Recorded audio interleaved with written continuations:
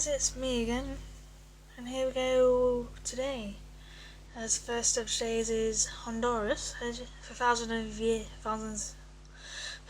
of years, indigenous peoples lived in Honduras. As more well known is possibly the Mayans, but it changed when a certain man called Christopher Columbus arrived on the 30th of July, 1502. As he later sailed south for Panama, as the area became known as Honduras, for the Spanish word for depth. As the Spanish conquest of Honduras began in 1523, as those who lived there previously, like the Mayans, resisted, but by 1539 the Spanish were in control, as those who were living there were forced to work for the Spanish, but fell dramatically due to disease that we brought over to them, as they had no resistance to diseases like smallpox. In the early 19th century, the Spanish colonies in Central and South America gained their independence, as Honduras became independent from Spain in 1821, but in 1822 it was joined by Mexico and four others nations known as Costa Rica, El Salvador, Guatemala and Nicaragua.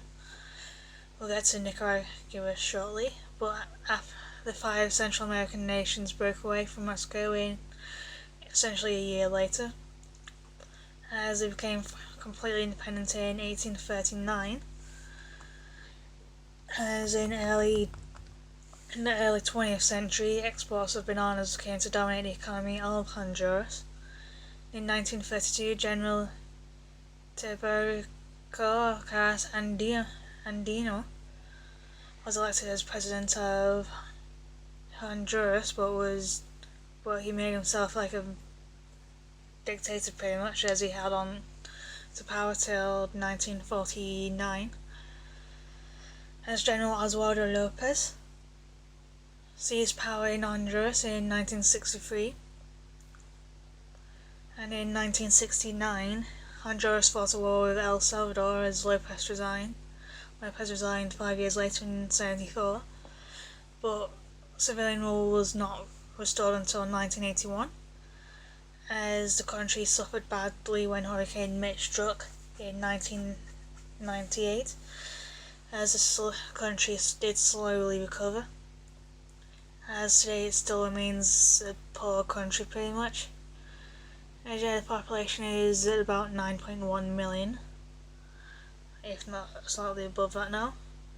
There's also a story of a tiny little house on a green hill where cows eat and hang out, as no one has lived in it for a long time, as people say that everyone who tries to live in it dies before they have time to leave it, as people from Copan says they can hear horrible screams coming from inside, so locals are afraid of suffering some kind of disgrace and avoid walking past the house. So yeah, that is Honduras for you, and yeah, bye for now.